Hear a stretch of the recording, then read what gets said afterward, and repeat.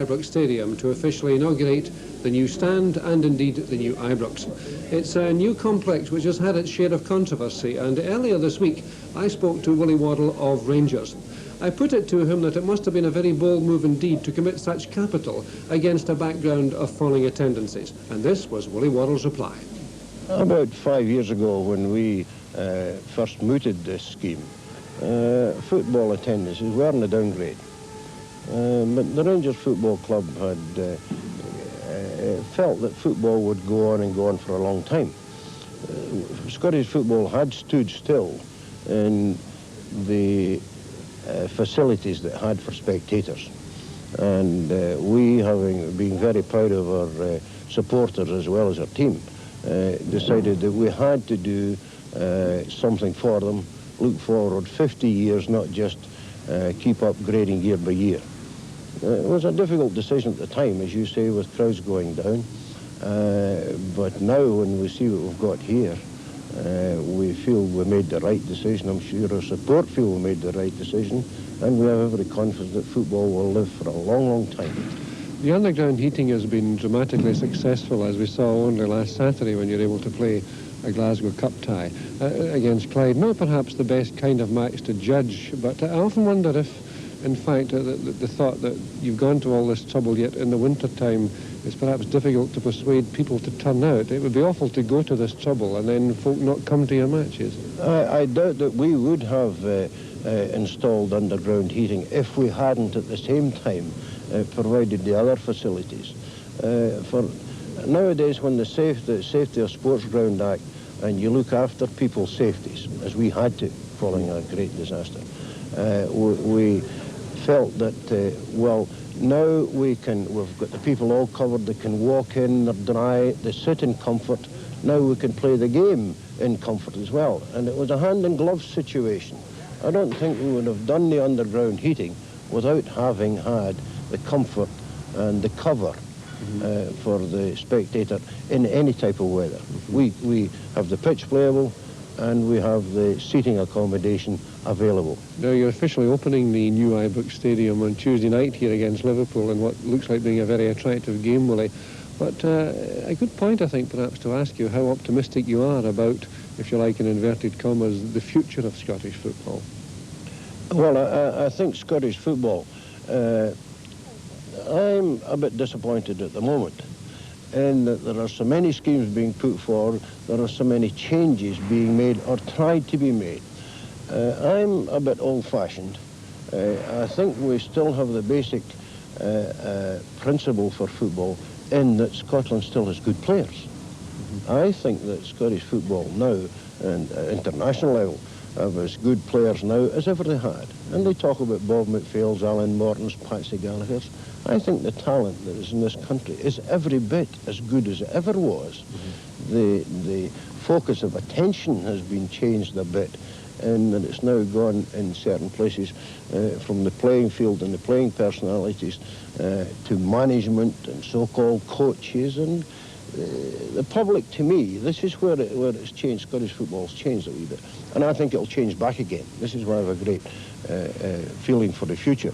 It's going to change back to the focus on the player, on the individual, on the talented man. The wee boy says, well, I want to be a Davy Cooper, or I want to be Sandy Jardine, rather than be a manager or a coach. That's what made the game.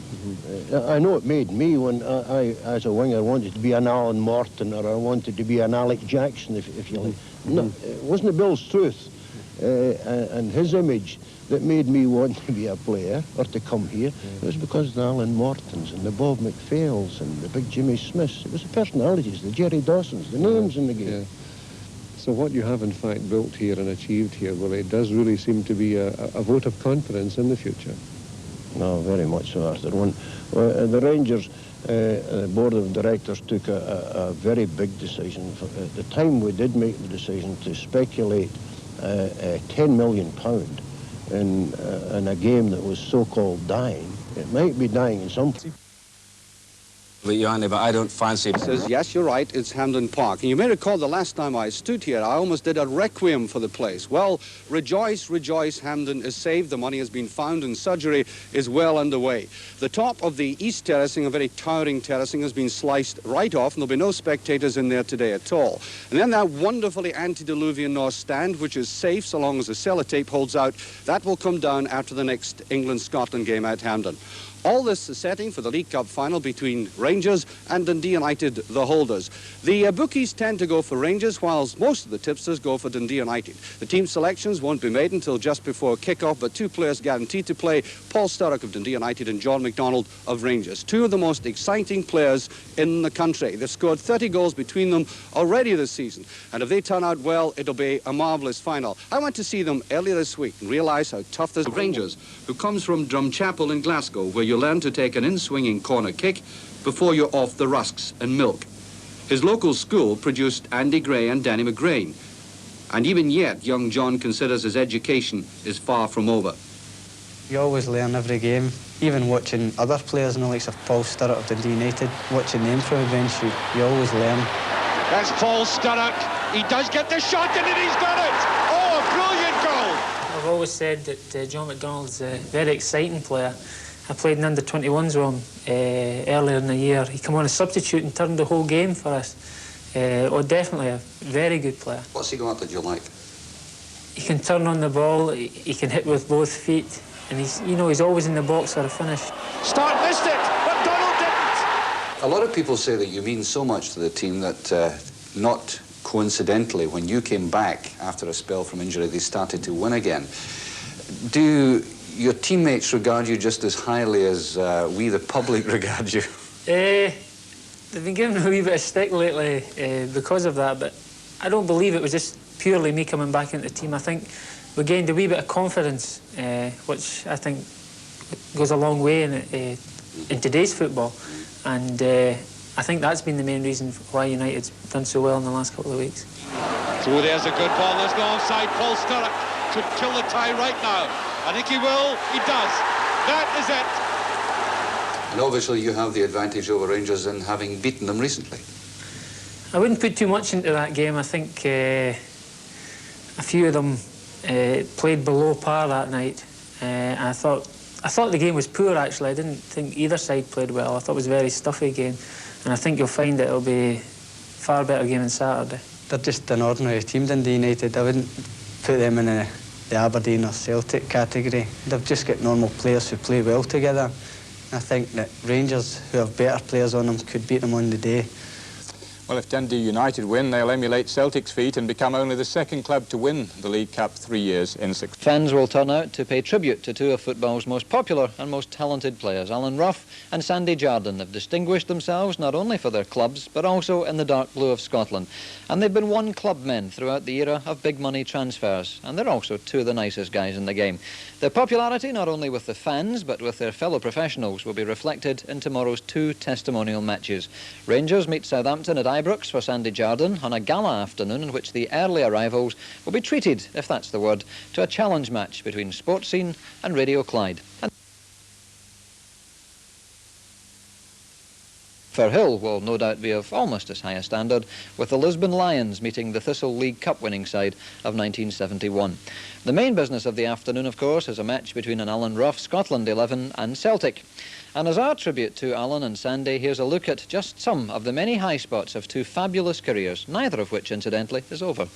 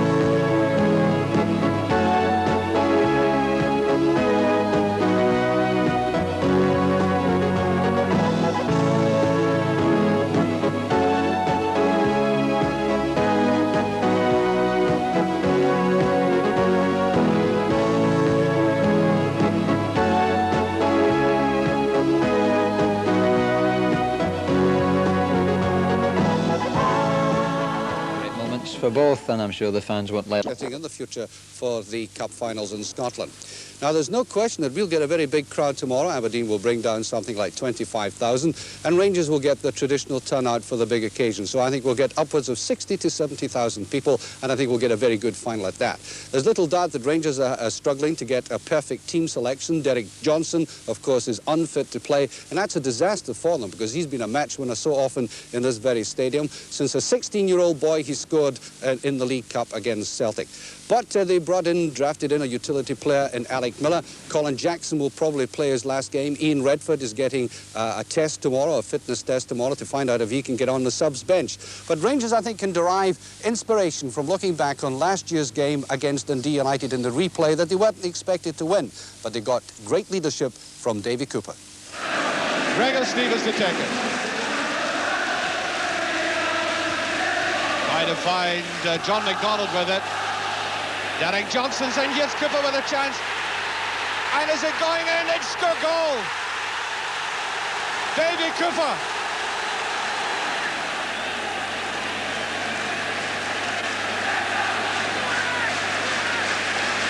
Cooper to take it. There will be curl in that, there is. Oh, that's a great goal by Bobby Russell.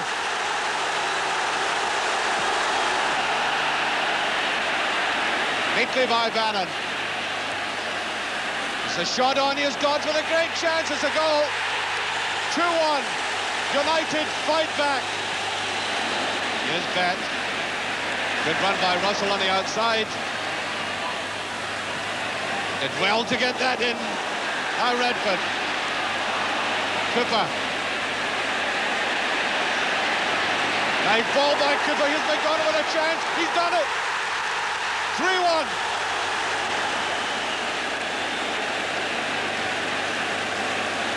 Redford all the time in the world now to look up for that, bring it down.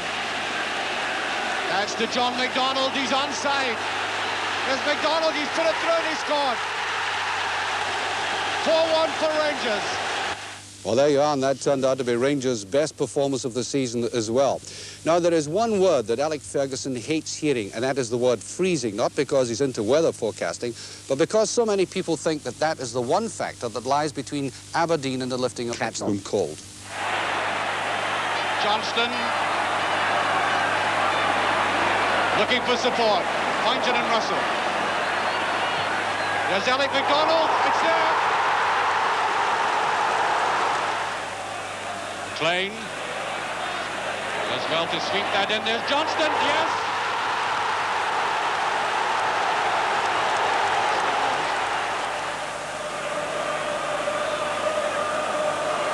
Harper. There's a chance, and there's McCloy, and it's there. Ritchie coming up on that. Some acrobatics from Peter McCloy, who'll be sitting in the stand watching the game tomorrow afternoon. But of course, it's an entirely different Aberdeen team from the one which played in 1978. They've got 3 players there who could be the backbone of the Scottish international team, and the fine young players as well in Hewitt, and particularly 18-year-old Neil Cooper. I know, it's weird. The low ball, McClelland hesitated, and Stewart's in real trouble, it's in. And yes, the linesman's indicating a goal, and it is correct.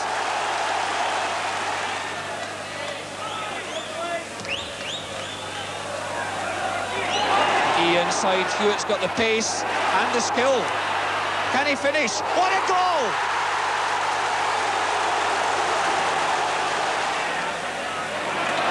Strachan picks up the crumbs.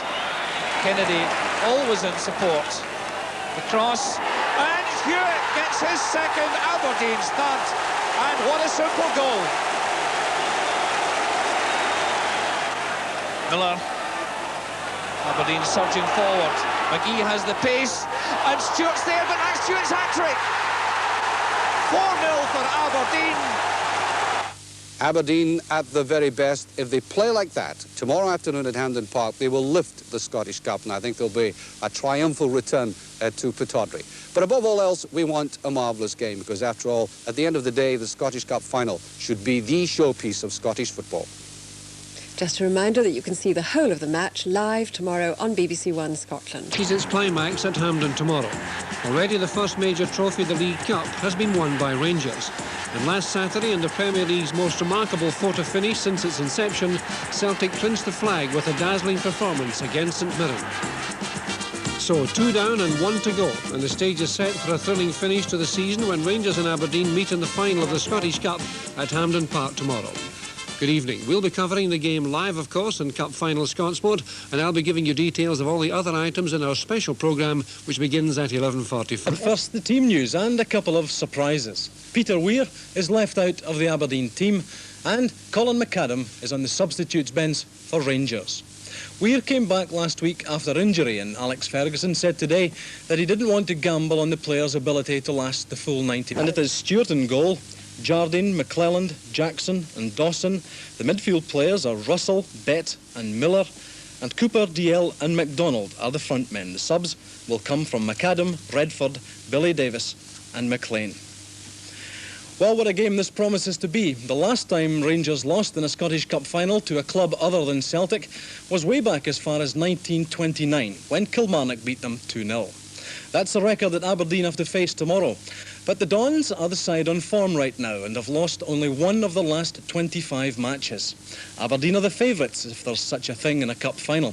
And clearly Dons boss Alex Ferguson is looking forward to locking horns once again with his old pal, John Gregg. John Gregg is, well, he's a teammate of mine, and John's a fine lad, and I've gone really well with him. And we'll still be friends after tomorrow, no matter. Which Rangers players do you really, I won't say fear, but respect, Ali? Well, I think in a final you've got to respect anyone who plays against you, and I mean the team itself and every player they have. But we have done our preparation and talked about it, and talked about the weaknesses and strengths of Rangers as a team. And we certainly don't put any more emphasis on one than the other. Beautiful flick from McLean. Good play from Russell.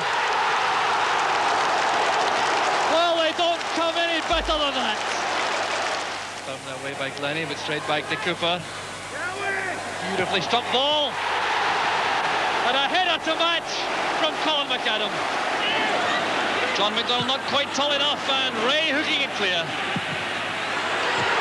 And this time it's Jim Bett. No matter who you play in a final, you've got to go over the early stage of the match and say, right, let's go on with it. And it'll be, even for Rangers, I mean, people say it's hard for Rangers to beat, for Aberdeen to beat Rangers in a final, but it's hard for Rangers, this one. It must be encouraging that the likes of Gordon Strachan and Mark McGee are coming on to a good game now. You've had problems with McGee, no goals for a long time. Strachan's had injuries, but now everything seems to be coming right. Well, this is it. I mean, many people may have thought that even our own supporters and even possibly people close to the scene at Pittodrie, maybe even some of the players, may have thought that we maybe overdid it in the resting thing, you know, resting players. But there's no doubt about it. It was a carefully planned schedule for certain players on our side, and there's no doubt about it. It has done the world of good for Strachan in particular, and the younger ones who have got the bit of strength and spring back in their game. Peter Weir's corner kick. Chance there for Hewitt.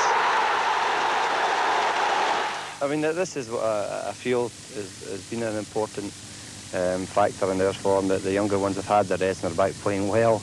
And when you've got your younger ones playing well, then they're backed up with experience of Miller, McLeish and Kennedy and Rugby and McMaster and players like that, you see. So it's been really good for us. And as I say, that all the things that have pointed to the right atmosphere, the right temperament for the final.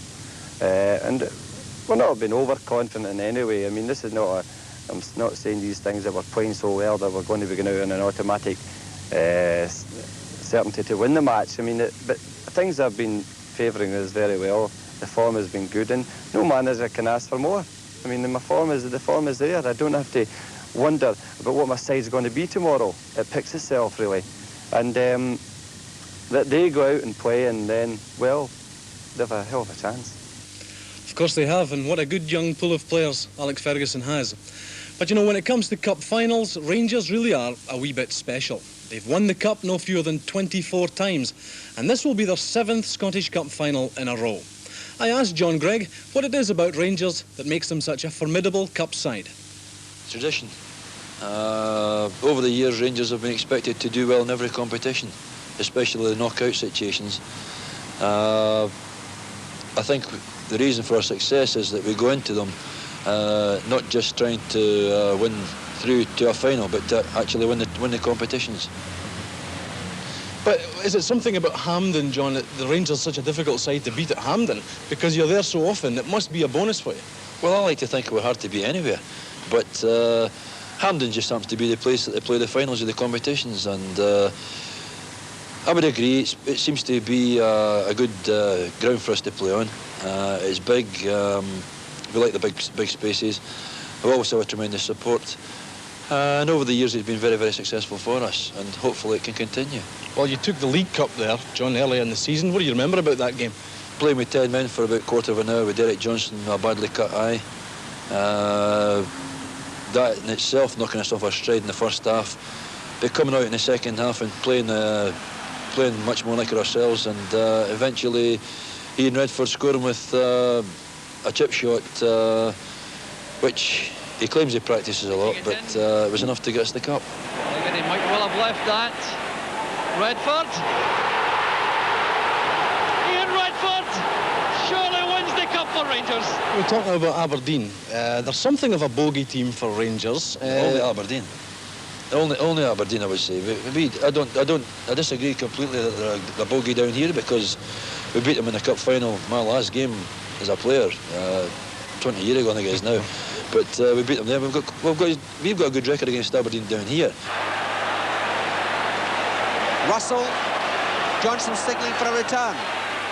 Alec MacDonald, beautiful goal by Alec MacDonald.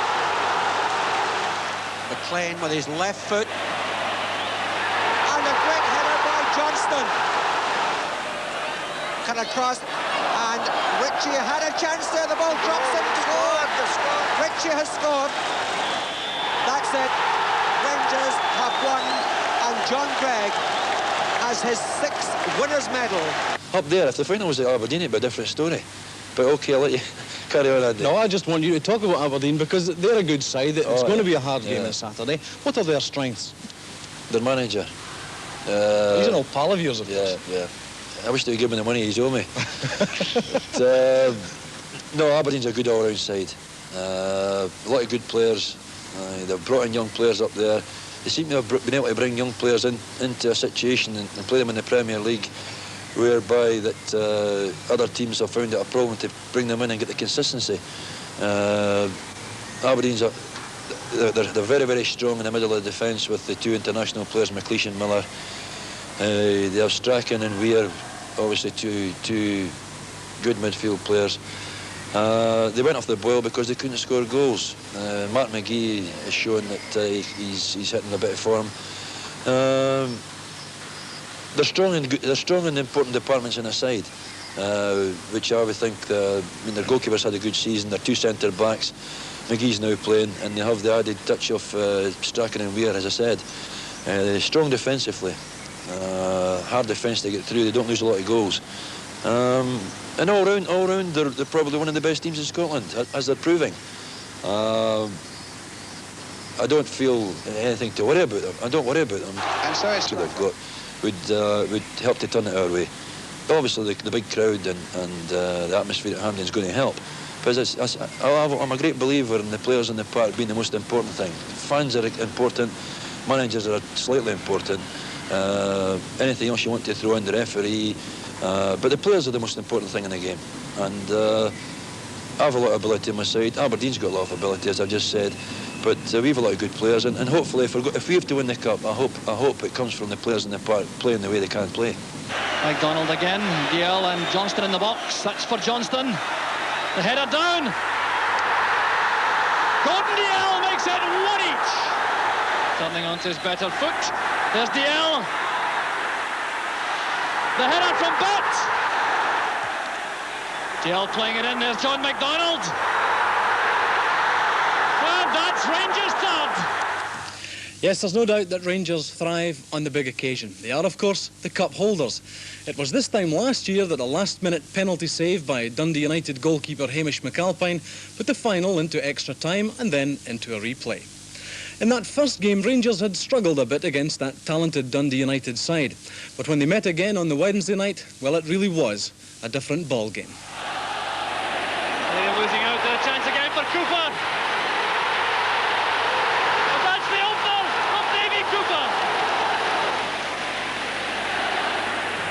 Cooper playing it in. Bobby Russell makes it 2. Another chance for Bannon. The stirrup. Playing it in towards Dodds. 2-1. Good turn from Cooper. McDonald wants it inside the fullback. John McDonald. A superb goal from John McDonald. Near the chance for McDonald. And that surely tied it up for Rangers. Well, after the first game, I was left out in the first game, and I think I had something to prove to the manager in the replay, so just went out and done my best, and happily it came right in the night for us. Bobby, it wasn't a bad goal you scored either, was it? No, it wasn't really.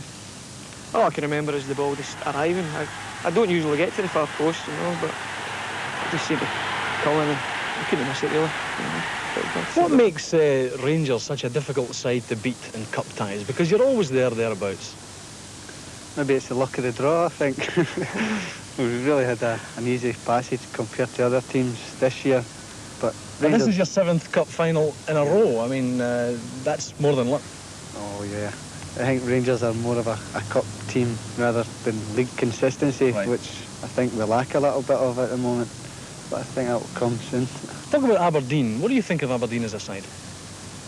Well, we're just hitting their peak form just at the right time. And we're a good side. They're going to be a hard side to beat.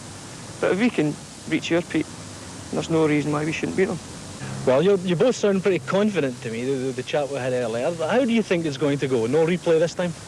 Well, I hope not. I think it should be a good game. I think we'll maybe scrape home 2-1. On the day, I think Rangers will win. In fact, the only reason the cup will be leaving the trophy room is so that we can do a lap of honour with it. Confidence there from two of Rangers' most talented players.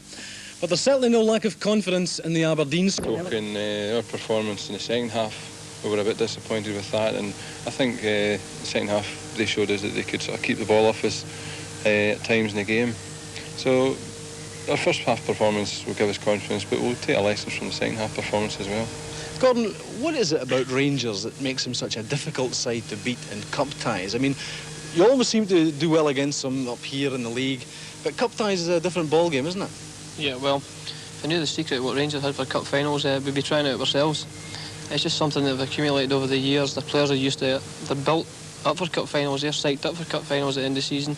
Most teams, they're quite happy to play their season out, but they build themselves up to a peak for cup finals.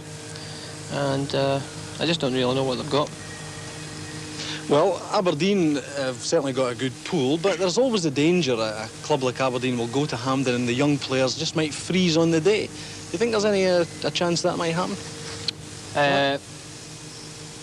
Well, I don't really think so, because I think the young boys this season alone, the young players that have come to the team, Neil Cooper, Neil Simpson, John Hewitt, Eric Black, all these players have played at places like Hamburg and Ipswich in European ties. They've played in the semi-final, which was, we were down 1-0, and if that wasn't a sort of pressure situation, I don't know what was, and we still managed to come back. So I think these players should have learned by now that to be a successful team, they've got to play in these games, and I think they'll do okay. Hewitt going for the byline, the cross is there, Cooper's there. Miller has joined the attack. 1-2 with Strachan. Well covered by the Hibs defence.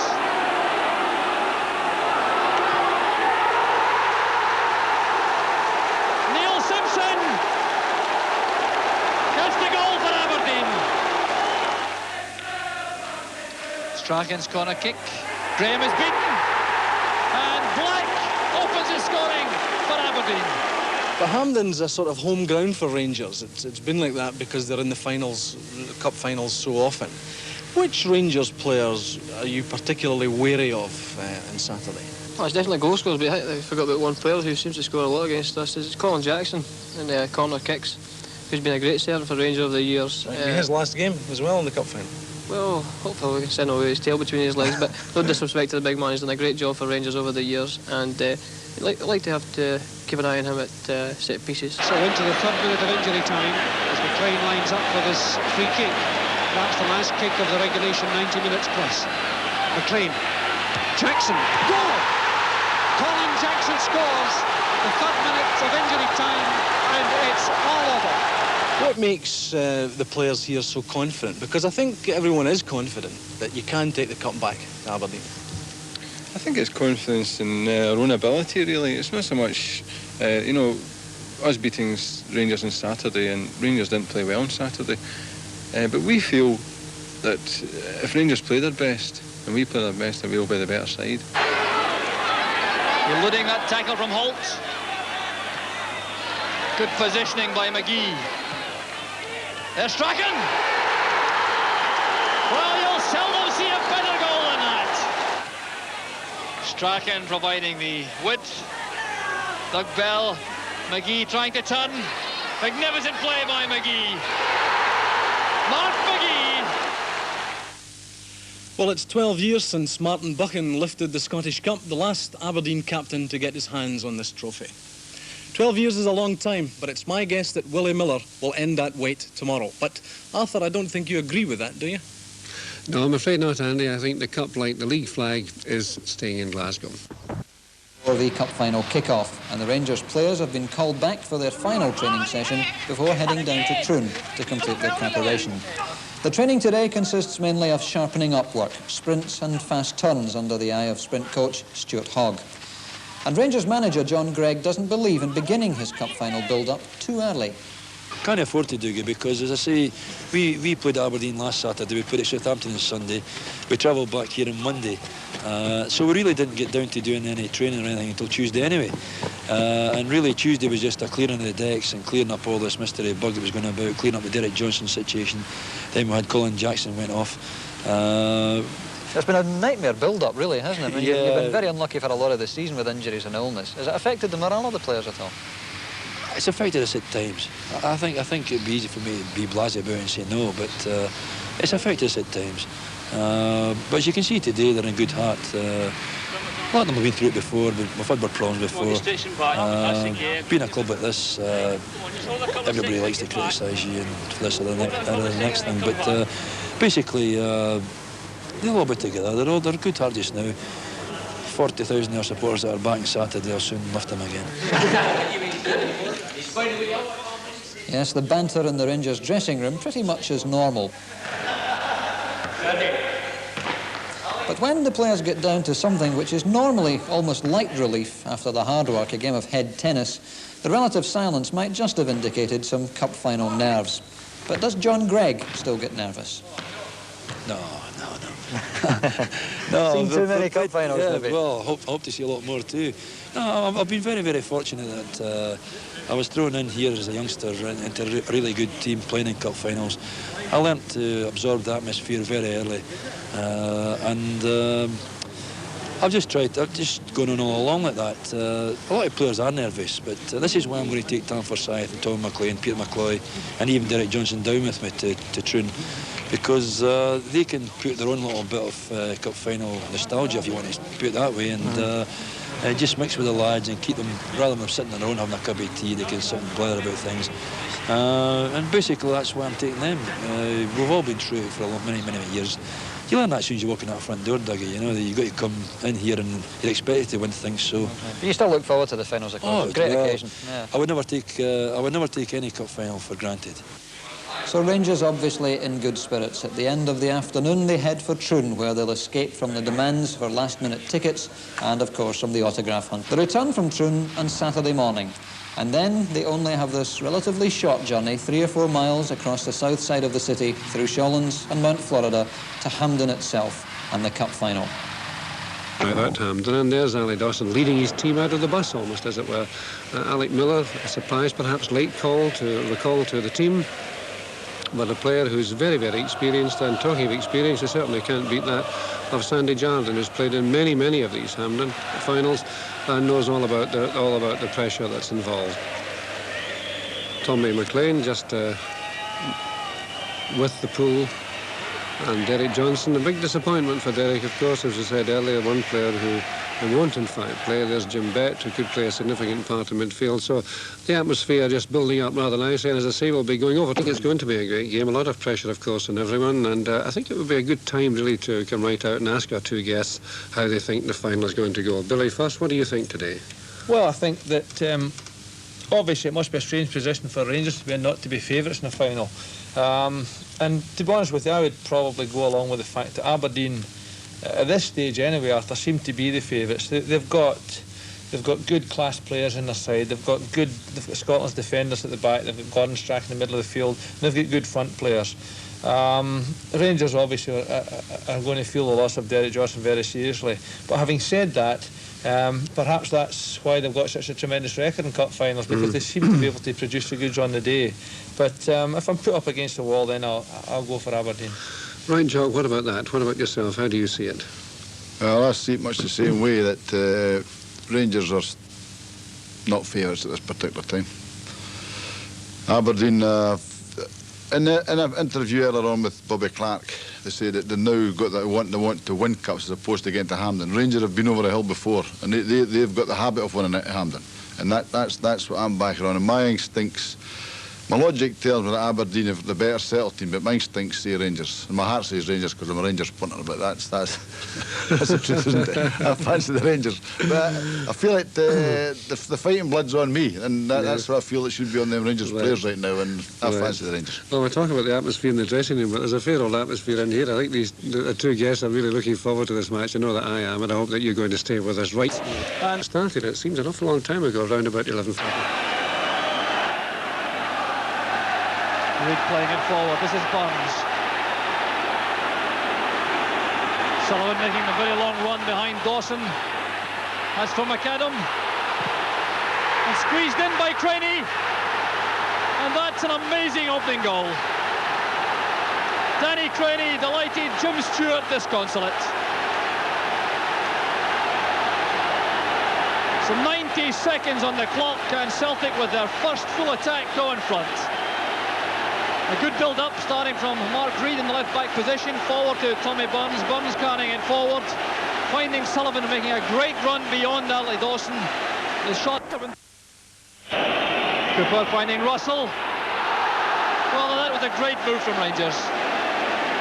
Beautifully disguised free kick taken by Cooper, chipping it over the wall, allowing Russell to go in the right. He just couldn't quite control it quickly enough to beat Pat. Coming in from the far post. Getting above the Celtic defenders, powerful header and straight against the crossbar. Moyes made the run from the far post, took the Rangers defence with him, allowed the ball to float to the far post, and there was McAdam to head it home, completely unmarked. Despite some jersey pulling there, there's Derek Johnston, and the save from Bonner, the clearance from Aiken. Well, that was good goalkeeping on Pat Bonner. The ball breaking there to Johnston about 16 yards out. A lot of power behind that left foot shot, and Bonner, well, it's a great corner kick from Cooper. Touched on the near post by Johnston. So McClellan had to score, but it was scrambled off the line, and McDonald's shot also beaten out for the McDonald the first chance with that flighted ball. He might well have had to go for goal, chose to play it back square across goal, and Johnston eventually whirling on that ball and driving it just wide. Russell. Moyes in trouble, Derek Johnston. Beautiful goal from Johnston. Well, now that will set us up for a tremendous final 14 minutes. Built up on the right, Betts the short ball to Russell, the fighting ball which totally deceived Davy Moyes. You can see him completely misjudge that. Johnston took it in his chest expertly, a killing volley. And Rangers are back in the match. So 2-1 to Celtic, and a very important win indeed for the champions. But the one point that came shining through in this game was the superb form of Derek Johnson, who really is making a late but powerful challenge. Active Scotland strikers in the news today are Alan Brazil and Joe Jordan. Brazil is wanted by Italian club Torino, while Jordan is believed to be the target of Southampton. Older, but he's always been a man for the big occasion, since his unforgettable first League Cup final as a 16-year-old. Henderson to McDonald. Johnston. Steen and Derry. Johnston out in front. It's there. Centre forward Johnston scores. A beautiful header from Willie Johnston's cross. The Celtic manager, Billy McNeill, always been a man for the big occasion, since his unforgettable first League Cup final as a 16-year-old. Henderson to McDonald. Johnston. Steen and Derry. Johnston out in front. It's there. Centre forward Johnston scores. A beautiful header from Willie Johnston's cross. The Celtic manager, Billy McNeill, well remembers that goal. It started a dismal sequence for Celtic. They've lost 7 of their last 8 league. Cooper. Smith. The back is Craig. And Smith made that look obvious. He gets it crossing. There's Cooper. It's a great goal. Dowie. Good second half, Dowie. McCluskey. Judged well. Snedden. People watching it carefully. That's an equaliser. Edmondson. 3 minutes left. Miller.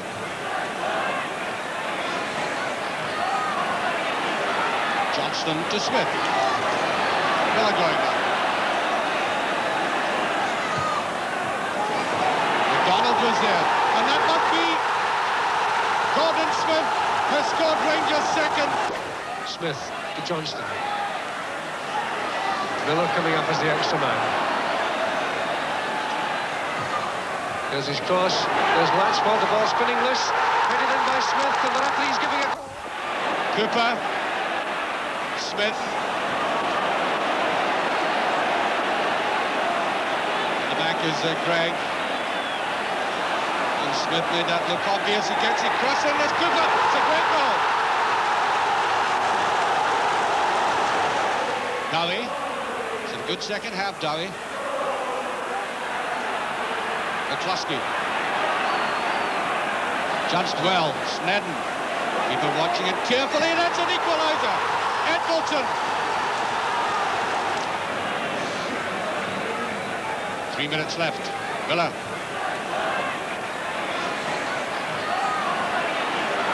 Johnston to Smith. Miller going down.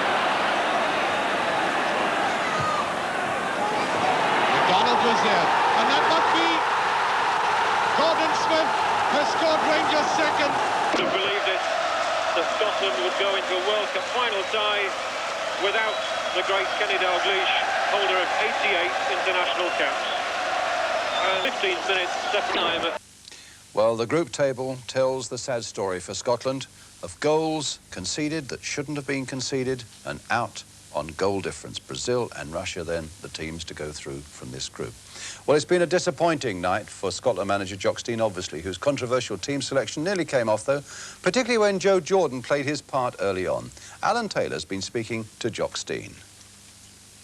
Well, we've watched the World Cup since it started all over the place, and quite honestly, I think that we've played a game and a half the equal of anything, if not better than anything else played in the competition. I think, quite honestly, but blowing our own horn, I know, but the only team I've seen better than us in that game and a half has been Brazil.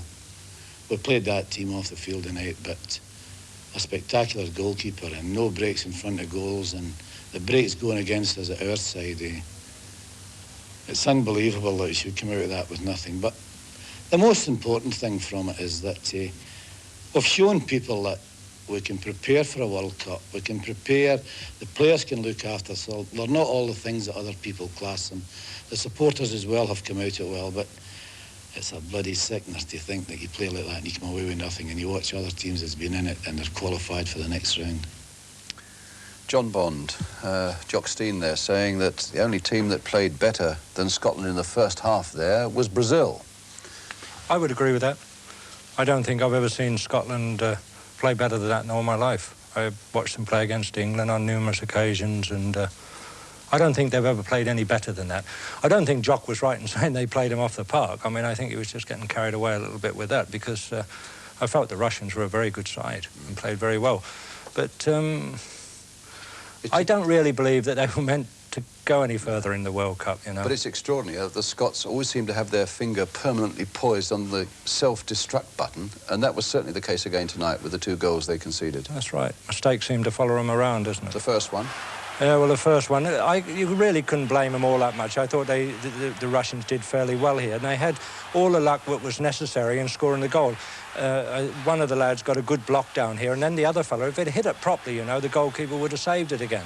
I did hear somebody saying that the goalkeeper was down too soon, but if the player had hit the ball properly, he would have blocked that one as well. He hit over the top of the ball, and that bounced in over the top of Alan Ruff. I thought he was a bit trifle unlucky with that one. The second one was a more glaring error, and I didn't see where they were going to get beat. Yes. But mistakes, as I said, seem to follow them around. I think the mistakes... Again, there's been a lot of talk that they lost the Brazil, that was where they lost it with the Brazil game. I don't believe